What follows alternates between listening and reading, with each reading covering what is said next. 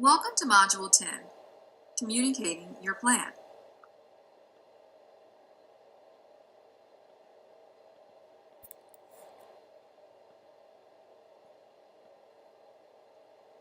How do you communicate your strategic plan, and to whom do you communicate? These are the questions that we'll look at in this module.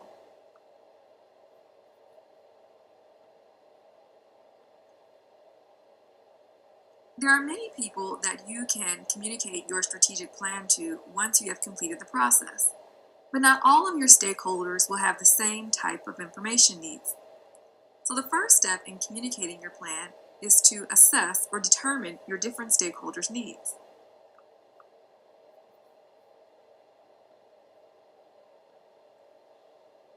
Since each stakeholder group will have different information needs, it might be useful to develop a table to identify these needs of each stakeholder.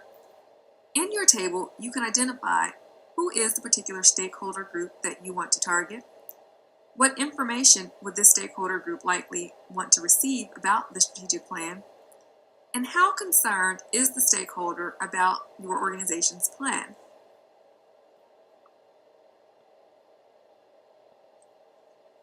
Once you've identified all of your different stakeholder groups and you've determined each of their information needs, the next step is to choose an effective delivery method for communicating your strategic plan to each of these different stakeholder groups.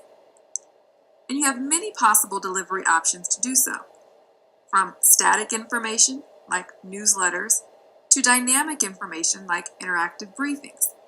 You can choose from a range of techniques to deliver your strategic planning methods to your various stakeholders.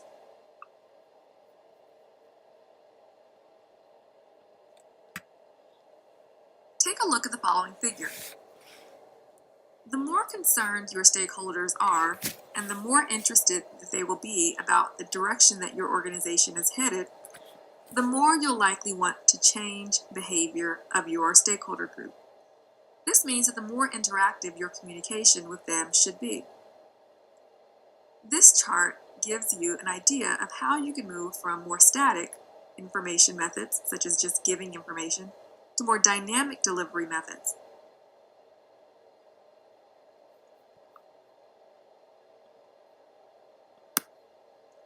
In choosing an effective delivery method for communicating your strategic plan, you may want to consider creating a table to determine which method would be most appropriate to adequately communicate your strategic plan to your various stakeholders.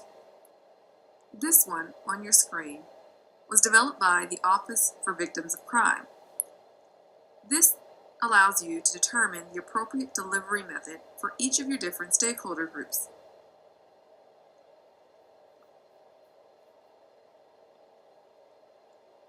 You start out by identifying each of your different stakeholders. You then give them a rating of their level of involvement within your organization. Next, rate their communication goals, whether or not they have high or low communication goals for your organization. Finally, average the two scores together.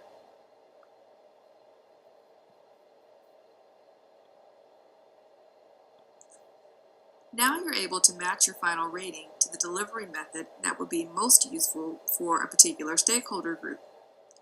When you've determined your final average rating score, take that number and find it on the scoring guide in the table presented on the screen. The delivery method that corresponds to your final rating score would be most appropriate for you when you're communicating with this particular stakeholder.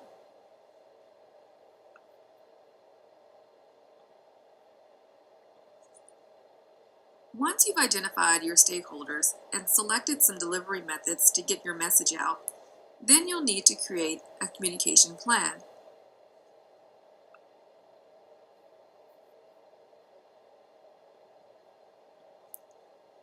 Your communication plan simply puts into writing the choices that you've made. This plan helps to ensure that you stay clear on when and how feedback will be provided so that you fulfill your commitments in a timely manner. To create a simple communication plan, you can work with your strategic planning team to fill out a grid similar to the one on your screen. All of the stakeholders that you've identified earlier should be represented in this grid. Sometimes one delivery method will serve more than one audience. For example, you could send a general newsletter to many of your stakeholders.